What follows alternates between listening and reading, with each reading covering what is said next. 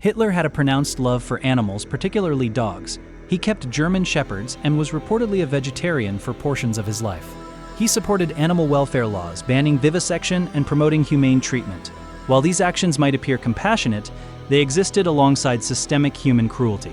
His policies towards animals cannot offset the atrocities he committed, and this good is morally overshadowed by mass murder, genocide, and oppression. When Hitler came to power in 1933, Germany was still mired in the Great Depression. Millions were unemployed and despair ran deep. The Nazi regime launched massive public works programs and rapidly expanded military production. Unemployment dropped dramatically, and many Germans felt hope returning to daily life. Yet this economic revival was tied almost entirely to militarization and war preparation. Jobs were restricted along racial and gender lines, excluding Jews and women. The apparent success was thus inseparable from the regime's totalitarian aims, which would later culminate in global war and mass murder. The good here existed only within a morally and politically catastrophic system.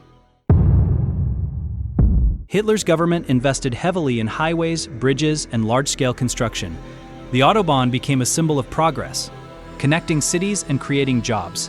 Citizens saw these projects as signs of national renewal, but these infrastructure developments also had strategic military purposes, enabling rapid troop and equipment movements. They were widely publicized as achievements of the regime, reinforcing loyalty. What appeared as modernization and progress was in fact a tool of both propaganda and military preparation, demonstrating how seemingly positive projects can serve a violent authoritarian agenda. Nazi Germany implemented some of the first government-backed anti-smoking and health campaigns.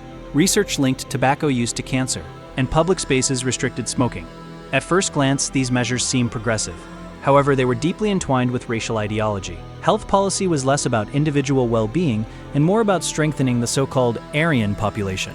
Simultaneously, the regime persecuted minorities, sterilized those deemed unfit, and ultimately murdered millions. Even in a policy that might appear beneficial, it was inseparable from a system of oppression, showing how selective good outcomes can coexist with extreme evil. The Strength Through Joy program offered workers subsidized vacations, cruises, and concerts. For ordinary Germans, this provided leisure experiences they might otherwise never have had.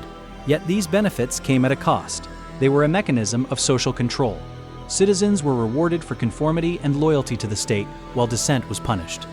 Leisure and culture became tools of indoctrination, wrapping coercion in apparent generosity. Even enjoyment and opportunity were manipulated to reinforce the power of a totalitarian regime. Hitler promoted the idea of an affordable car for German families, which became Volkswagen. The vision promised mobility, modernity, and participation in national progress. Workers invested in savings plans, hoping to receive these cars. In practice, production was redirected toward military vehicles, and civilians rarely received the cars they were promised. The dream of accessibility became a tool for emotional and political loyalty, showing how a positive-seeming idea can be exploited for authoritarian purposes. The Nazi regime idealized farmers as the backbone of Germany. Through price stabilization, debt relief, and inheritance protections, many rural communities experienced security and stability. However, this support was racially exclusive and tied to the blood and soil ideology, which linked land ownership to Aryan identity. These policies were not simply economic, they reinforced nationalist and racist ideology. Farmers benefited materially, but they were also woven into the machinery of a state committed to war, exclusion, and genocide.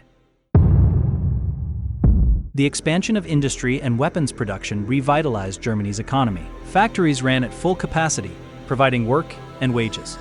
Citizens felt national pride in these achievements. Yet every gain was militarized.